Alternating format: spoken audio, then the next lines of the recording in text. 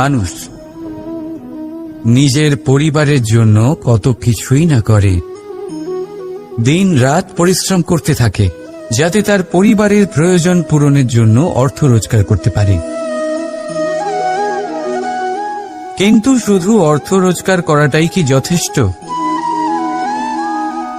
আপনি বলবেন, হ্যাঁ নিশ্চয়ই, অর্থ দিয়ে সবকিছু পাওয়া যায়, বিদ্যা পাওয়া যায়, বাড়ি পাওয়া যায়, ওষুধ পাওয়া যায়, আর কত কিছুই না পাওয়া যায়।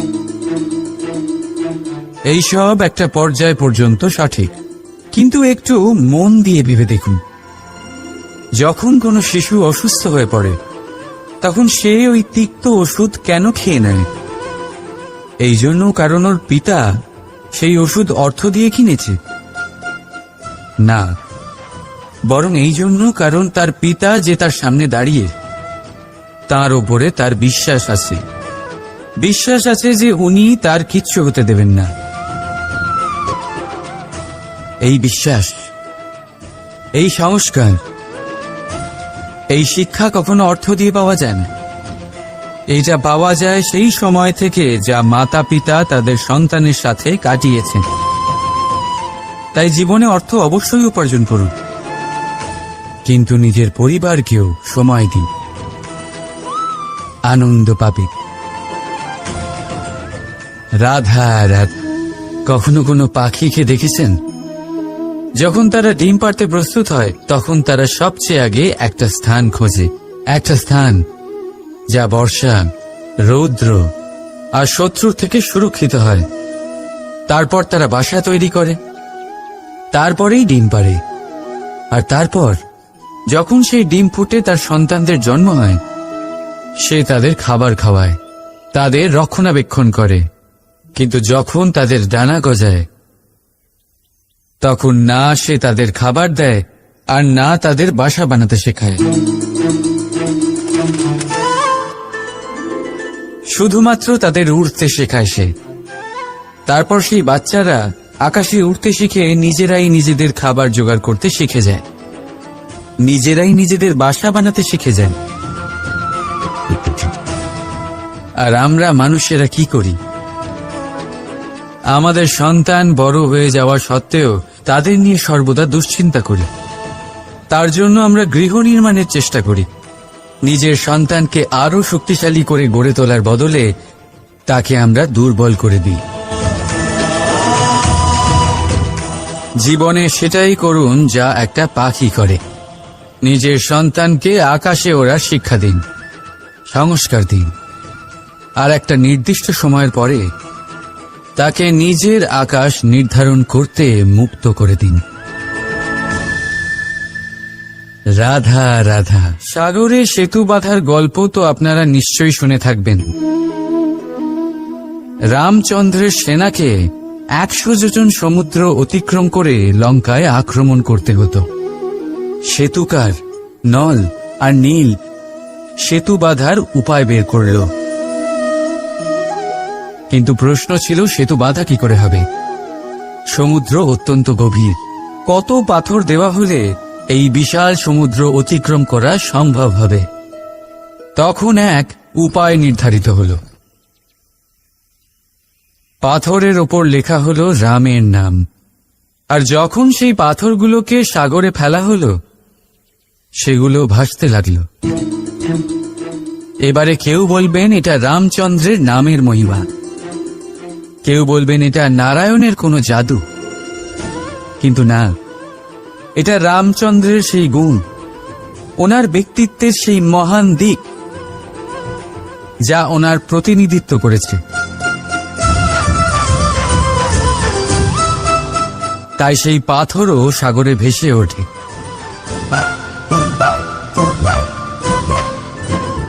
ঠিক সেইভাবেই যেখানে আমরা থাকি না সেখানে আমাদের গুণ আমাদের প্রতিনিধিত্ব করে। আমাদের নামের শক্তি আমরা নিজেরাই তৈরি করি, আমাদের কর্ম দিই, আমাদের গুণ দিই। এবার সিদ্ধান্ত আপনার যে আপনার নামের সাহায্যে কেউ বিপদ থেকে উদ্ধার হবে নাকি আপনার দুষ্কর্মের ফলে কেউ ডুবে যাবে। ভালো করে ভেবে দেখুন। রাধা রাধা। কখনো এই প্রকৃতির দিকে তাকিয়ে থাকবেন। এই প্রকৃতি অনেক ধরনের শিক্ষা দেয়। কোন একটা গাছকে দেখুন কিভাবে সে মাটি থেকে জল শুষে নেয়। সে ঝড় হোক বা হোক কড়া রোদ সব সহ্য করে এবং অবশেষে সে ফল ধারণ করে। আর সেই ফল উৎপন্ন করার পরে সে ফল কিন্তু সে নিজে গ্রহণ করে না, এই সংসারকে প্রদান করে, যাতে পশু পাখি মানুষ তারা এই ফল গ্রহণ করে শক্তিশালী হয়ে উঠতে পারে, সুস্থ থাকতে পারে। সেভাবেই নদী, সরোবর এরা নিজেরাও কিন্তু নিজেদের জল গ্রহণ করে না, মাটিকে প্রদান করে, পশু পাখিকে প্রদান করে। সূর্য নিজেও নিজের জন্য প্রজ্বলিত হয় না, সে প্রকাশ ছড়িয়ে দিতে চায় আমাদের সবার কাছে, সে আলো পৌঁছে দিতে চায়। এই প্রত্যেকের কর্মে পরমার্থ নিহিত আছে, আর সেই জন্যই এদের সকলকে পুজো করা হয়। তাই মনে রাখবেন, আপনার কাছে জীবন যাপনের অতিরিক্ত যা কিছুই আছে তা পরমার্থের জন্য। তাহলে তার সদ্ব্যবহার করুন আর আমার সাথে ভালোবেসে বলুন, রাধা রাধা। আমরা প্রত্যেকেই অবশ্যই এমন সময় দেখেছি যখন অনেকগুলো সমস্যা একসাথে আমাদের জীবনে এসে পড়ে। সমস্যা আমাদের প্রত্যেকের জীবনেই থাকে। আমরা তার সমাধান খুঁজতে চেষ্টা করি, কখনো সমাধান খুঁজে পাই, আবার কখনো যতই চেষ্টা করি না কেন কোনো সমাধান খুঁজেই পাই না। আর যখন এটা হয় তখন মানুষ অত্যন্ত বিচলিত হয়ে পড়েন। নিজের আত্মীয় স্বজন, নিজের বন্ধু বা সংসার এদের ওপরে এই দোষ চাপিয়ে দেন যে এদের জন্যই এই সমস্যা এসেছে। এবার যদি আমি আপনাকে কোনো পরামর্শ দিই তাহলে এটাই বলবো যে দৃষ্টিভঙ্গি পাল্টে দেখুন। এই দৃষ্টিভঙ্গি দিয়ে দেখুন যে এই সংসারে যে সমস্যায় আসুক না কেন তার জন্য কেউ দোষী নয়, না আপনি না অন্য কেউ। এই পুরো খেলাটাই আপনার মানসিকতা, আপনার দৃষ্টিভঙ্গির, আপনার মনের। কিভাবে বোঝাচ্ছি? যখন আমাদের মন শক্ত থাকে তখন কঠিন থেকে কঠিনতর পরিস্থিতিও আমাদের জীবনে খুব বেশি হলে প্রতিস্পর্ধা হয়ে থেকে যায়। সেখানে যদি আমাদের মন দুর্বল থাকে তখন অল্প কঠিন পরিস্থিতিও আমাদের কাছে খুব বড় সমস্যা হয়ে যায়, তাই না? একটা শক্ত মন কঠিন পরিস্থিতিকে প্রতিস্পর্ধা হিসেবে দেখে আর তার মধ্যে ওটা সুযোগ খুঁজে নেয়। আমাদের শুধু এটাই করতে হবে। এই সংসারে অন্য কাউকে দোষী মনে করলে আপনার সমস্যা দূর হয়ে যাবে না। সেই জন্য এই সংসারকে দোষ দেওয়ার বদলে এই সমস্যার মূলে চলে যান, সেটাকে বুঝুন, নিজের এই মনকে শক্ত করে তুলুন। যদি আপনার মন শক্তিশালী হয় তাহলে এই সংসারে অনেক বড় বড় কঠিন থেকে কঠিনতর পরিস্থিতিও যদি আসে, আপনার জীবনে যতই বড় বড় সমস্যা আসুক না কেন আপনার লক্ষ্য লাভে বাধা দিতে পারবে না। আসুন আমার সাথে ভালোবেসে বলুন, রাধা রাধা। আমরা সবাই পাথর দেখেছি, পর্বতও দেখেছি, শুকনো পাতাও দেখেছি, শ্যামল বনানীও দেখেছি। কখনো ভেবেছেন পাথরের অস্তিত্ব কিন্তু ততক্ষণ পর্যন্ত যতক্ষণ সে পর্বতের গায়ে আটকে থাকে। যখন সেই পর্বত থেকে সেই পাথর ভিন্ন হয়ে যায় ও নিজের অস্তিত্ব হারিয়ে ফেলে। আস্তে আস্তে কখনো পাথর কেটে বা কখনো পিষ্ট হয়ে সেই পাথর আস্তে আস্তে মাটিতে পরিণত হয় এবং পূর্ণরূপে নিজের অস্তিত্ব হারিয়ে ফেলে। এটাই পাতার সাথেও হয়। এই পাতা যতক্ষণ গাছের ডালের সাথে যুক্ত ততক্ষণ তার অস্তিত্ব থাকে। যখনই ডাল থেকে বিচ্ছিন্ন হয় সেও নিজের অস্তিত্ব হারিয়ে ফেলে। আর এটাই আমাদের সাথেও হয়। যতক্ষণ আমরা নিজেদের আপনজনের সাথে যুক্ত থাকি আমাদের অস্তিত্ব বজায় থাকে। যখন আপনজনদের সাথে সম্পর্ক ছিন্ন করি তখন আমরাও আমাদের অস্তিত্ব হারিয়ে ফেলি। এবার এই সংসারের প্রত্যেক ব্যক্তি স্বতন্ত্র থাকতে চান। আর অনেক ব্যক্তি স্বতন্ত্র থাকবেন বলে আপনজনদের দূরে করে দেন আর তাদের সাথে এই সম্পর্ক ছিন্ন করেন। এটা কি সত্যি প্রয়োজন? আপনজনদের সাথে সম্পর্ক ছিন্ন করে নিজের অস্তিত্ব হারিয়ে ফেলা প্রয়োজনীয়, নাকি আপনজনদের সাথে সম্পর্ক বজায় রেখে নিজেদের স্বতন্ত্র করে রাখা সেটা আবশ্যক? নির্বাচন আপনারই। আসুন আমার সাথে ভালোবেসে বলুন, রাধা রাধা। আপনি কি কখনো নৌকা যাত্রা করেছেন? করে না থাকলেও নিশ্চয়ই দেখেছেন যে এই জল যা নিজের অন্তরে সব কিছু সমাহিত করে নিতে পারে, এই নৌকা সেই জলের ওপরেই ভেসে থাকে। নদীর স্রোত কাটিয়ে সে সামনে অগ্রসর হয়।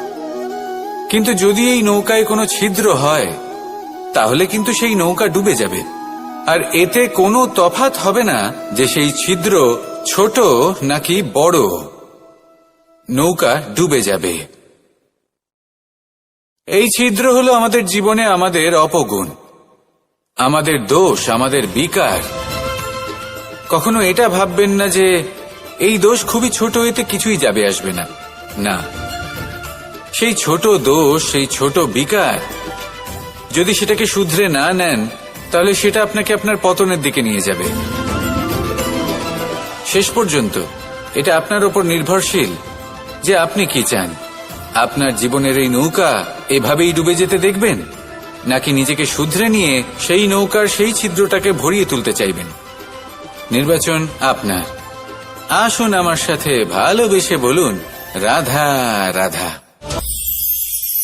জল, জলই পৃথিবীতে বেঁচে থাকার জন্য আবশ্যক তো বটেই, কিন্তু এই জল আমাদের একটা অত্যন্ত গুরুত্বপূর্ণ শিক্ষা প্রদান করে। কখনো এই জলকে দেখেছেন? যে পরিস্থিতিতেই এই জল প্রবাহিত হোক না কেন, এর উপর যা কিছুই প্রভাব থাকুক না কেন, এর পথে যতই বাধা আসুক না কেন, তার মধ্যে থেকে ও নিজের পথ ঠিক বের করে নেয়, কিন্তু নিজের প্রবাহ থামতে দেয় না, ক্রমাগত অগ্রসর হতে থাকে। সেরকমই একটা শিক্ষা যেটা আমরা জল থেকে পেয়ে থাকি তা হলো এটা, আমরা যখন জলের দিকে তাকাই তখন আমরা নিজের প্রতিবিম্ব দেখি, স্পষ্টভাবে দেখতে পাই। কিন্তু তখনই দেখতে পাই যখন এই জল শান্ত থাকে, স্থির থাকে। যদি এই জল অশান্ত হয়ে থাকে, স্থির না হয়, তাহলে আমরা এতে নিজের প্রতিবিম্ব দেখতে পাই না। এটাই আমাদের মনের সাথেও হয়ে থাকে। যখনই জীবনে কোনো সংকট আসে, যদি আমরা শান্ত মনে, স্থির মনে সিদ্ধান্ত নিই, তাহলে সেটা এমন একটা শীতল সিদ্ধান্ত হবে যেটা আমাদের ভবিষ্যৎকে একটা শ্রেষ্ঠ স্থানে নিয়ে যাবে। যদি এই মন অশান্ত হয়, বিচলিত হয়, পীড়িত হয়, দুঃখিত হয়ে থাকে, রুষ্ট হয়ে থাকে, তাহলে অনেক সময় আমরা এমন সিদ্ধান্ত নিই যেটা আমাদের জন্য অনুচিত প্রমাণিত হয়। যখন আপনি ক্রুদ্ধ ছিলেন বা দুঃখের বশে ছিলেন, তখন অনেক সময় হয়তো এমন সিদ্ধান্ত নিয়েছেন যেটার জন্য ভবিষ্যতে আপনি অনুশোচনা করেছেন। এবার দেখুন, এই আবেগগুলো থেকে আমরা পালাতে পারবো না, কিন্তু এই আবেগগুলো আপনার উপর কতটা প্রভাব ফেলবে সেটা আমরা অবশ্যই ঠিক করতে পারি। এই মনকে আমরা নিয়ন্ত্রণ করতে পারি। এটাই করুন, চিন্তা করুন, এই মনকে শান্ত রাখুন, স্থির হতে চেষ্টা করুন, আর তারপরে সিদ্ধান্ত নিন। আসুন আমার সাথে ভালোবেসে বলুন, রাধা রাধা। এই সংসারে ভৌতিক বস্তুরও নিয়তি আছে। যারাই এই সংসারে আসে বা উৎপন্ন হয়, তারা কিছুমাত্র সময় পর্যন্তই এখানে থাকতে পারে, আর তারপরে সেও লুপ্ত হয়ে যায়, অর্থাৎ সে নিজেও এই পঞ্চমহাভূতে সমাহিত হয়ে যায়। আমাদের সাথেও ঠিক এটাই হয়। সেই জন্যই ঈশ্বর দ্বারা প্রদত্ত এই উপহারের বিষয়ে ভাবুন, এই জীবনের বিষয়ে ভাবুন। ঠিক যেমন বিশ্বাস ভঙ্গ হলে কোনো ব্যক্তি আমাদের কাছে অপরিচিত হয়ে যান, ঠিক সেরকমই শেষ নিঃশ্বাস ত্যাগের পর এই শরীরও আমাদের কাছে পরই হয়ে যায়। তাই এই শরীর থাকাকালীন শ্রেষ্ঠভাবে একে সদ্ব্যবহার করুন, এই জীবনে শ্রেষ্ঠ কর্ম করুন। আর এই জীবনকে শ্রেষ্ঠভাবে যাপন করার জন্য কিছু কথা বোঝা প্রয়োজনীয়। যদি আপনি কারোর প্রশংসা করেন, তাহলে পূর্ণ হৃদয় দিয়ে করুন। যদি আপনি হস্তক্ষেপ করে থাকেন তাহলে মস্তিষ্ক দ্বারা করুন। যদি আপনি সমীক্ষা করেন তাহলে বিবেক দ্বারা করুন। যদি আপনি ধন অর্জন করতে চান তাহলে নীতি অনুসারে চলুন। যদি জীবনযাপন করতে চান তাহলে রীতি মেনে করুন। আর যদি ঈশ্বরের ভজন করতে চান তাহলে ভক্তিভাব নিয়ে করুন। শুধু এই কথা মনে রাখবেন যে আপনার এই জীবন কিন্তু অনিশ্চিত কাল পর্যন্তই আছে। কতক্ষণ আছে সেটা কেউ জানে না। তাই কিছু মুহূর্ত যেটা যাপন করতে আমরা এখানে এসেছি সেখানে ক্রোধ, অহংকার, ঈর্ষা, এইসব আবেগের কি গুরুত্ব বলুন তো? এগুলো ত্যাগ করুন। মানুষকে ক্ষমা করতে শিখুন। আস্তে আস্তে বিশ্বাস করতে শিখুন। এই সংসারে নিঃস্বার্থভাবে প্রেম করতে শিখুন আর সবার মধ্যে আনন্দ বিতরণ করুন। তাই এই সব গুণ যদি আপনি আত্মসাৎ করতে পারেন তাহলে আপনার জীবনে শুধু আনন্দ এবং আনন্দই বিরাজমান হবে। আসুন আমার সাথে ভালোবেসে বলুন, রাধা রাধা রাধা রাধা রাধা রাধা। ধর্মরথের 4টি অশ্ব চালানোর জন্য যিনি সারথি হবেন তার যে 4টি গুণ থাকা প্রয়োজন সেই সমস্ত গুণ অর্জুনের মধ্যে উপস্থিত রয়েছে। কর্মের শক্তি রয়েছে, ধর্মের প্রতি আসক্তি রয়েছে, জ্ঞানের অভিব্যক্তি রয়েছে এবং সমর্পণের ভক্তি রয়েছে। নিশ্চিত রূপে ধর্মরথে সারথি হবার জন্য অর্জুনই সব থেকে যোগ্য। আর ও শুধুমাত্র দ্রৌপদীর স্বামীই হবে না, ইতিহাসে কুরুবংশের রাজকুমার বা ইন্দ্রপুত্রের নামেই শুধু পরিচিত হবে না, বরং অর্জুনই স্বয়ং ইতিহাস রচনা করবে। অর্জুনই হবে কৃষ্ণ সারথি, যত্র যোগেশ্বর কৃষ্ণ তত্র পার্থ ধনুর্ধর। তাহলে আসুন আর আমার সাথে ভালোবেসে বলুন, রাধা রাধা।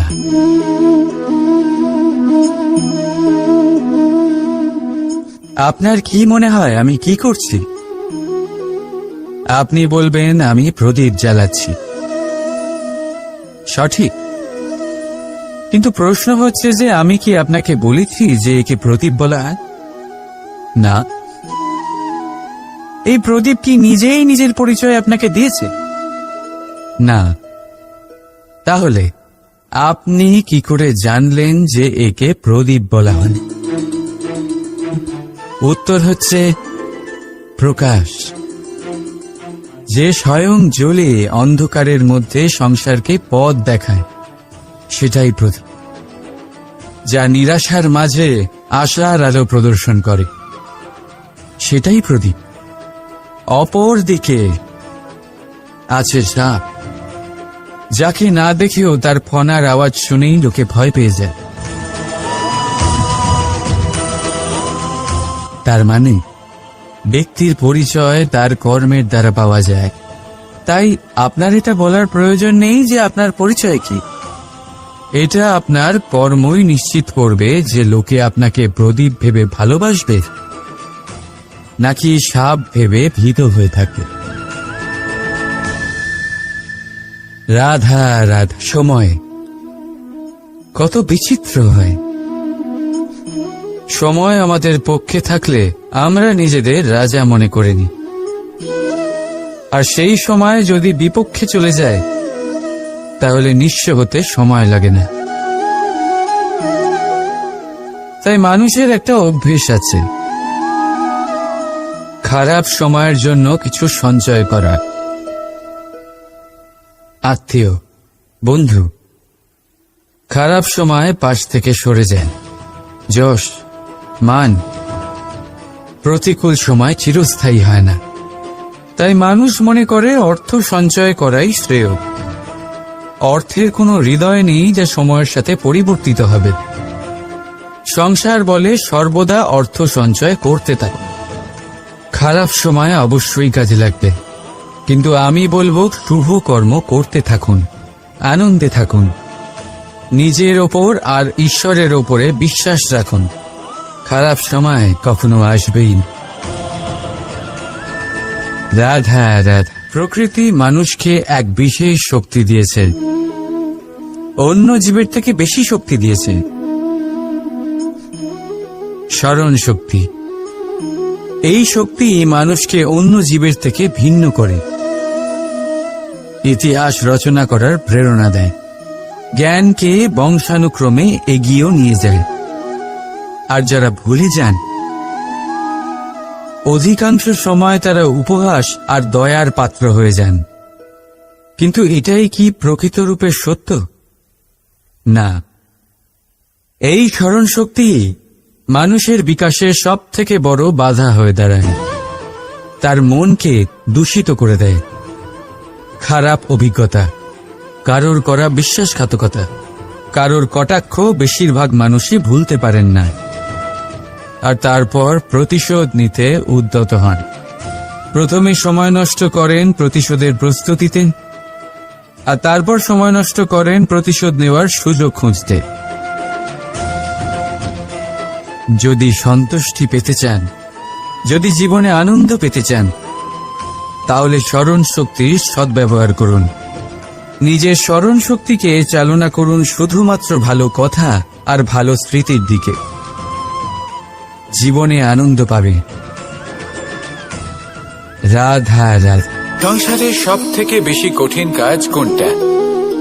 কেউ বলবেন যুদ্ধ করা, কেউ বলবেন ধন অর্জন করা, আবার কেউ বলবেন জ্ঞান অর্জন করা সব থেকে বেশি কঠিন। এবার প্রত্যেক ব্যক্তির নিজস্ব অভিজ্ঞতা আছে, আর সেই অনুসারে তার নিজস্ব একটা উত্তর আছে। সাধারণভাবে দেখতে গেলে এই সংসারে সব থেকে কঠিন হলো তপস্যা করা, অর্থাৎ সব কিছু ত্যাগ করে তপস্যায় নিজেকে বিলীন করে দেওয়া। এবার এর থেকে বেশি কঠিন এই সংসারে আর কি বা হতে পারে? এই সংসারে, এই সমাজে, নিজের পরিবারের মধ্যে থেকেও ধৈর্য ধরে সামনে অগ্রসর হওয়া, এটা হলো সব থেকে কঠিন কাজ। কারণ যখন আপনি তপস্যা করেন, তখন সেখানে আপনার ধৈর্য ভাঙার মতো কেউ থাকেন না, না কোনো বন্ধু, না কোনো আত্মীয়, না কোনো শত্রু, কেউ না। কিন্তু যখন আপনি এই সমাজে, এই পরিবারে থাকেন, কোনো না কোনো ব্যক্তি এসে আপনার ধৈর্যের বাঁধ ভেঙে দেওয়ার ক্ষমতা রাখেন। তারা আপনার ধৈর্যের বাঁধ ভেঙে দেয়, আর কখনো কখনো তারা অনিচ্ছাকৃতভাবেই সেটা করে থাকেন। কারণ তাদের মানসিকতা আপনার থেকে আলাদা, তাদের কর্ম আপনার থেকে আলাদা, তাদের দৃষ্টিভঙ্গি আপনার থেকে আলাদা, জীবন যাপন আপনার থেকে আলাদা। সেক্ষেত্রে আপনি ধৈর্যচ্যুত হন, প্রসন্নতা আপনার থেকে ছিনিয়ে নেওয়া হয়। সেই জন্য এই সংসারে, এই পরিবারের থেকেও ধৈর্য ধরে সামনে অগ্রসর হওয়া কোনো পর্বতের শিখরে গিয়ে তপস্যা করার থেকেও অনেক বেশি কঠিন। আর যে ব্যক্তি এই সমাজেই, এই পরিবারে, সেই সকল মানুষের মধ্যে থেকে গিয়েও ধৈর্য ধরে অগ্রসর হতে থাকেন, যারা এই কাজটা শিখে নিতে পারেন, তারাই কিন্তু জীবনে আনন্দ লাভ করতে পারেন। এই ধৈর্যই শেষে আপনার জীবনে প্রসন্নতা বহন করে আনবে। তাই ধৈর্য ধরে জীবনের পথে অগ্রসর হন, আর আমার সাথে ভালোবেসে বলুন রাধা রাধা। এই জীবনে তিনটি গুরুত্বপূর্ণ শব্দ আছে, যা বোঝা আমাদের কাছে খুব গুরুত্বপূর্ণ, এবং এই তিনটি শব্দের নিজস্ব অর্থ আছে। প্রথম হলো সঙ্গবদ্ধতা, অর্থাৎ একসাথে মিলে কাজ করতে হবে, একসাথে মিলে পরিশ্রম করতে হবে, সামনে এগোতে হবে। এরকম করতে পারলে আপনার শক্তি বৃদ্ধি পাবে, আপনার ক্ষমতা বৃদ্ধি পাবে, আপনি এগোতে পারবেন এবং অনেক দূরে যেতে পারবেন। দ্বিতীয় হলো আত্মবিশ্বাস। হেরে যাওয়া বস্তুও আবার জিতে নিতে পারবেন। যদি আপনার নিজের আত্মবিশ্বাস থাকে, তাহলে আপনি কখনো পরাজিত হবেন না। এবং তৃতীয় হলো অহংকার। জয়লাভ করার পরেও কিন্তু এটা আপনাকে পরাজিত করতে পারে। সেই জন্য জীবনে সঙ্গবদ্ধ হন, আত্মবিশ্বাস রাখুন, কিন্তু কখনোই অহংকার করবেন না। এই অহংকার আপনার থেকে সব কিছু কেড়ে নিতে পারে। এই অহংকারের জন্যই মথুরাপতি কংস নিজের পতনের দিকে অগ্রসর হয়েছিলেন। এই অহংকারকে ত্যাগ করুন আর আমার সাথে ভালোবেসে বলুন রাধা রাধা। আমরা যখনই কোনো গাছের চারা রোপণ করি তখন সবার আগে পরীক্ষা করে দেখি যে যেখানে আমরা চারা রোপণ করতে চলেছি সেখানকার মাটি আদৌ উর্বর কিনা, সেই মাটি সেই চারাকে বাড়তে সাহায্য করবে কিনা। যখন একটা চারা রোপণের আগে আমরা এত কিছু ভাবতে পারি, তাহলে কাউকে বিশ্বাস করার আগে আমরা কেন ভাবি না? জীবনে কখনো এই বিশ্বাসরূপী চারা কোথাও রোপণ করার আগে বোঝার চেষ্টা করুন যে যার উপর আপনি বিশ্বাস করতে চলেছেন সে কি আদৌ আপনার বিশ্বাসের যোগ্য কি না। ভেবে দেখুন সেই ব্যক্তি ভবিষ্যতে গিয়ে আপনার বিশ্বাস ভাঙতে পারে কিনা। এটাও ভেবে দেখুন যে যাকে আপনি বিশ্বাস করতে চলেছেন তাকে আপনি বিশ্বাস করলে নিজের জীবনের উদ্দেশ্যে আপনি অগ্রসর হতে পারবেন কিনা। আর তার জন্য প্রয়োজন সঠিক সিদ্ধান্ত, পরখ করা, কোনটা উচিত কোনটা অনুচিত সেটা বোঝা। আর তাতে কিন্তু আপনি সন্দেহবাতিক হবেন না, তাতে আপনি আরো নিপুণ হয়ে উঠবেন। তাই যদি আপনি নিপুণ হয়ে উঠতে চান তাহলে বোঝার চেষ্টা করুন, পরখ করে দেখুন কোনটা উচিত কোনটা অনুচিত বুঝুন। আর বিশ্বাস তখনই করুন যখন আপনি 100% নিশ্চিত হবেন যে সে বিশ্বাসের যোগ্য। আসুন আমার সাথে ভালোবেসে বলুন রাধা রাধা। রাধা কখনো কখনো আমার জন্য বড়ই সুগন্ধি আতর নিয়ে আসে, পারিজাত ফুলের মালা নিয়ে আসে আমার প্রসাধন করবে বলে, এবং আমার সব থেকে বেশি প্রিয় মাখন নিজে হাতে বানিয়ে আনে আমাকে নিজে হাতে খাইয়ে দেবে বলে, সবকিছু আমাকে প্রসন্ন করবে বলে। কিন্তু আপনি কখনো ভেবেছেন যে এই আতর কিভাবে বানানো হয়? সহস্র ফুলের পাপড়ি একসাথে পিষে নিতে হয়, তারপরে তার থেকে যে রস নিঃসৃত হয় সেই রস দ্বারাই আতর তৈরি হয়। অনেক সংখ্যক ফুলকে অসীম যন্ত্রণা ভোগ করতে হয়, তবে তারা আমার প্রসাধন সামগ্রী হয়ে উঠতে পারে। দুধ থেকে মাখন তৈরি করার জন্য কতটা পরিমাণ মন্থন সহ্য করতে হয় সেটা আপনি জানেন। ঠিক সেই রকমই হলো আমাদের জীবনও। বিপদও আসে, কঠিন পরিস্থিতিও আসে, এর সম্মুখীন হতে শিখুন। মনে রাখবেন আপনি হলেন সেই দুধ যাকে মন্থন সহ্য করতে হবে মাখন হয়ে ওঠার জন্য। মনে রাখবেন আপনি হলেন সেই ফুলের মতন যাদের পিষ্ট হতে হবে সুগন্ধি আতর হয়ে ওঠার জন্য, যাকে এই সংসার পছন্দ করে। কখনো কখনো জীবনে আপনার সাথে খারাপ শুধুমাত্র এই কারণে ঘটে যাতে আপনার শ্রেষ্ঠ রূপ এই সংসারের সামনে আসতে পারে। শুধুমাত্র কঠিন পরিস্থিতি এবং বিপদকে একটা সুযোগ হিসেবে দেখার চেষ্টা করুন। আপনার জন্য এই সংসার বদলে যাবে, সংসারকে দেখার দৃষ্টিভঙ্গি পাল্টে যাবে, আপনার ভাগ্য পাল্টে যাবে, আর এই মন প্রসন্ন হয়ে বলবে রাধা রাধা। পাশা নামক এই খেলাটি আপনারা নিশ্চয়ই খেলেছেন, না খেলে থাকলে দেখেছেন, আর যদি দেখেও না থাকেন তাহলে নিশ্চিত রূপে শুনেছেন। মহাভারতের এই মহাযুদ্ধ কোথাও না কোথাও এই পাশা নামক খেলার কারণে হয়েছিল।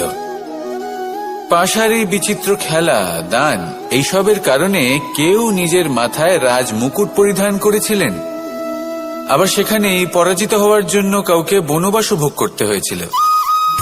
কিন্তু এই খেলা সমাপ্ত হওয়ার পরে সমস্ত ঘুঁটি আর এই পাশার ছক একই পুটলিতে স্থান পেল। এটাই হলো আমাদের জীবন। এই সংসারে আমরা জয় পরাজয়ের বিষয়ে এতটাই ভাবি, এত চিন্তা করি যে এই জীবনের খেলার আনন্দটাই উপভোগ করতে পারি না। আর অবশেষে কি হয়? কেউ জয়ী হন, কেউ পরাজিত হন, কিন্তু দুজনেই একই স্থানে পৌঁছে যান। প্রত্যেক ব্যক্তি মৃত্যুর পরে একটি নির্দিষ্ট স্থানেই পৌঁছতে বাধ্য, কিন্তু ততক্ষণ এই জীবন, এই খেলা, তার আনন্দ উপভোগ করুন। এই সংসারে সেই ব্যক্তি শ্রেষ্ঠ স্থানে পৌঁছতে পেরেছেন যিনি এই সংসারকে প্রকাশ প্রদান করেছেন, যিনি কখনো জয় পরাজয় এ বিষয়ে ভাবেননি, শুধু এই জীবনের খেলার আনন্দ উপভোগ করেছেন।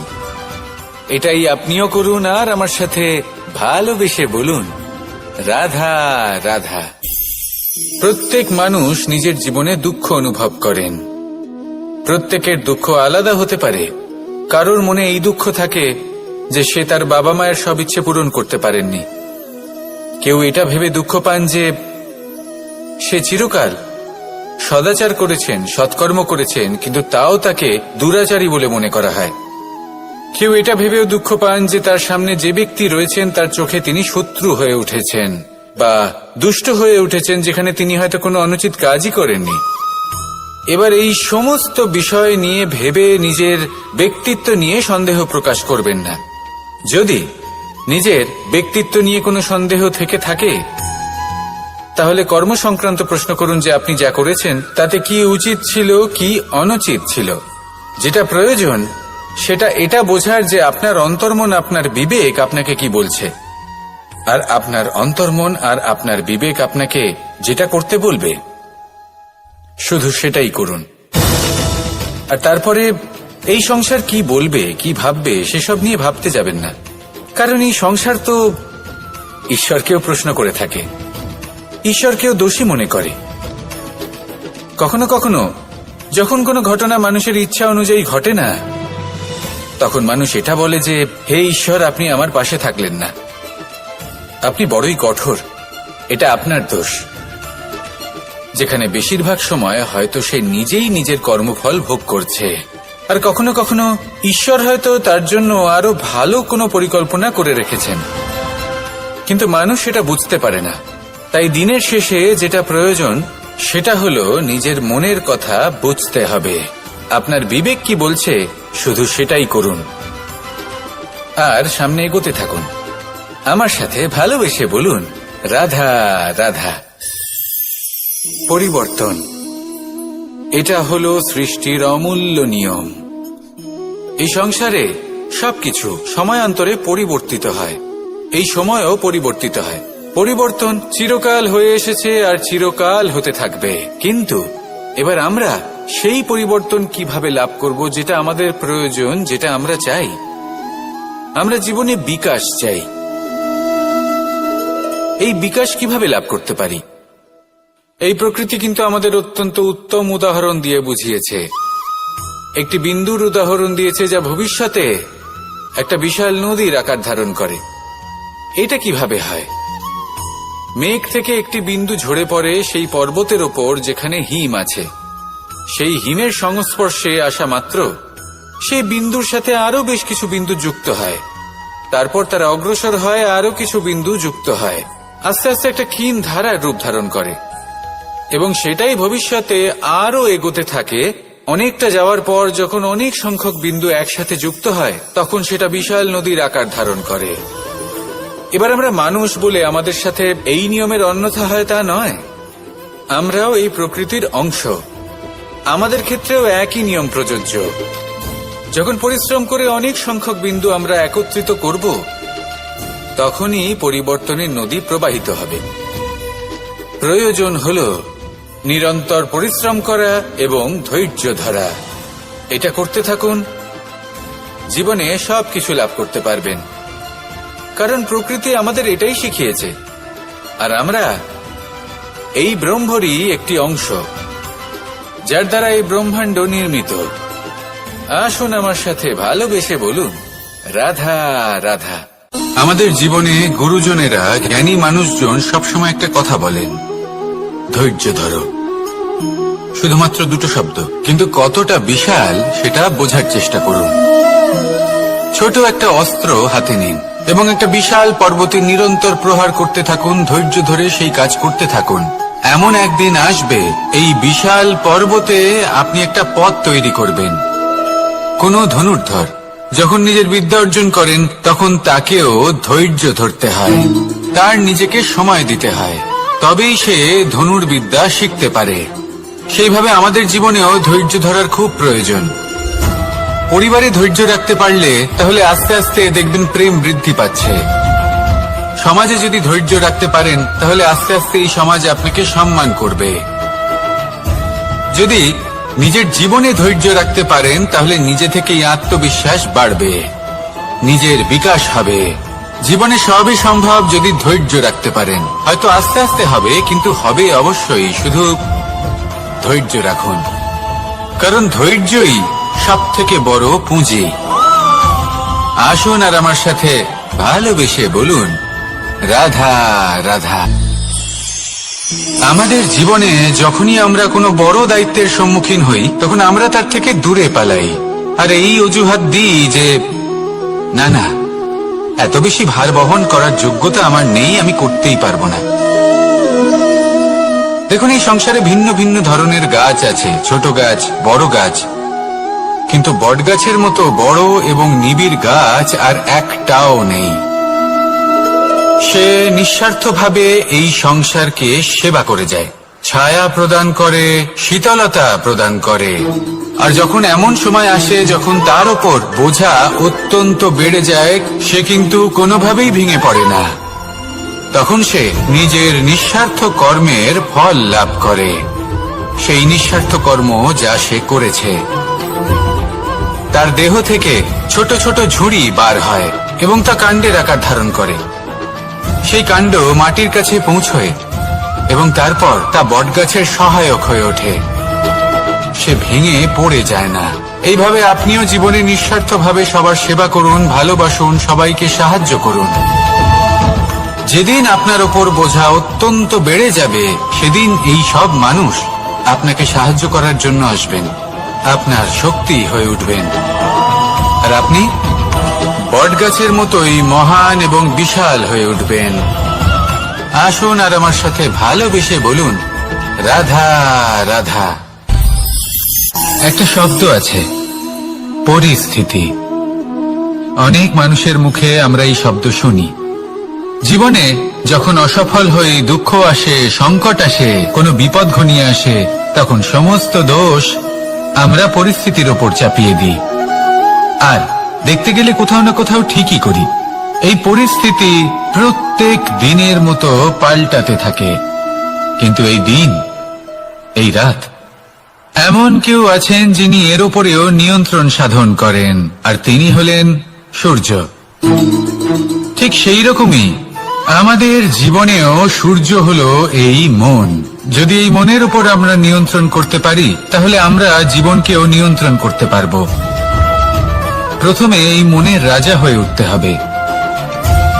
তাই মনে রাখবেন, যদি মন দুর্বল হয়, তাহলে পরিস্থিতি আমাদের সমস্যা বলে মনে হবে। এই মন যদি স্থির হয়, পরিস্থিতি প্রতিস্পর্ধা বলে মনে হবে।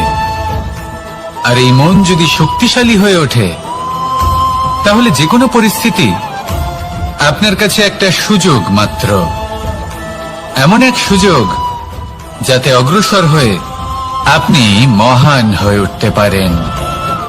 এই মনের শক্তির বৃদ্ধি ঘটান, মহান হয়ে উঠুন, আর আমার সাথে ভালোবেসে বলুন, রাধা রাধা। খুব সুন্দর একটা কাহিনী আছে। একবার এক ব্যক্তি নিজের অসফলতার জন্য ত্রস্ত হয়ে সময় দেবতার তপস্যা করতে বসলেন।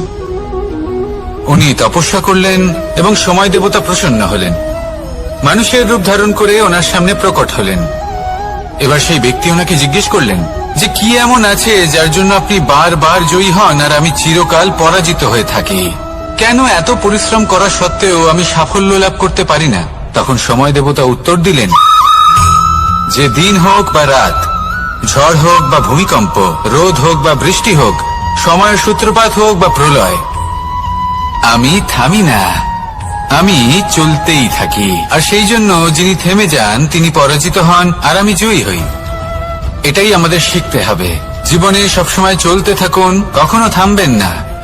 হ্যাঁ, কিছুক্ষণের জন্য বিরতি নিতে পারেন, বিশ্রাম করার জন্য, নিজেকে আরো সশক্ত করে তোলার জন্য, কিন্তু থেমে যাবেন না। নিরন্তর কর্ম করতে থাকুন, পরিশ্রম করতে থাকুন, তবেই এই সংসার আপনাকে মনে রাখবে। আসুন আমার সাথে ভালোবেসে বলুন, রাধা রাধা।